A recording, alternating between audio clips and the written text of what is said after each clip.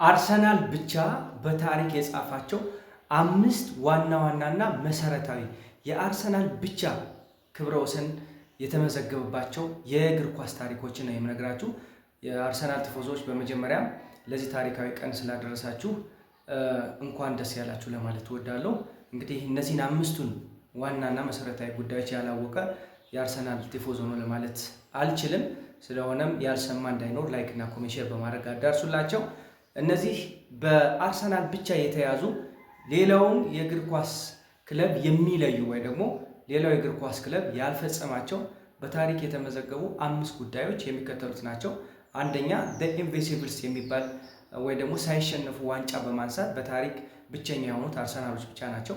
አርሰናል በ2003-2004 የውድድር ዘመን በፕሪሚየር ሊጉ ያደረጋቸውን 38 ጨዋታዎች ሙሉ ሳይሸነፍ 26ቱን በማሸነፍ በ12ቱ ደግሞ አቻ በመውጣት ዋንጫ የበላ ክለብ ያደርገዋል። ይህም እንግዲህ የእንግሊዝ ፕሪሚየር ሊግ ከተጀመረ ወዲህ ከ1992 ጀምሮ ይህን ያደረገ አንድም ክለብ የለም። ስለዚህ ስኬቱ ለክለቡ ልዩ የወርቅ ዋንጫ ጎልደን ትሮፊ ተበርክቶለታል። ወርቅ ብቻ ዋንጫ የበላ አርሰናል ነው ማለት ነው። ሁለተኛ የ49 ጨዋታዎች ያለመሸነፍ ክብረ ወሰንን የጻፈው አርሰናል ብቻ ነው። አርሰናል ከግንቦት 2003 እስከ ጥቅምት 2004 ድረስ ባሉ ጨዋታዎች በፕሪሚየር ሊጉ ላይ ለ49 ተከታታይ ጨዋታዎች ሳይሸነፍ በመጓዝ የእንግሊዝ እግር ኳስ ታሪክ ትልቁን ክብረ ወሰን ይዟል። ይህንን ያህል ረዥም ጉዞ በሊግ ታሪክ ማንም አልደገመውም። ሶስተኛ ከፕሪሚየር ሊጉ በፍጹም አለመውረድ ሎንገስት ቶፕ ፍላይት ስትሪክ ይሉታል።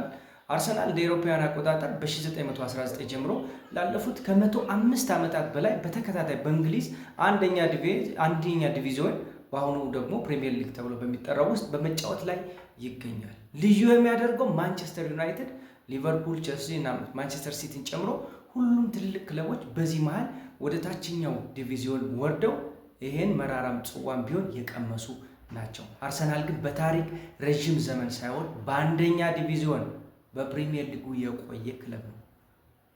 አራተኛ በኤፍኤ ካፕ የንጉስነት ታሪክ አርሰናል የሀገሪቱን ታሪካዊ ዋንጫ የኤፍኤ ካፕን 14 ጊዜ በማሸነፍ በታሪክ ቀዳሚው ክለብ ነው። ከዚህ በተጨማሪም በውድድሩ ታሪክ 24 ጊዜ ፍጻሜ ላይ በመድረስ የራሱን ክብረ ወሰን ይዟል።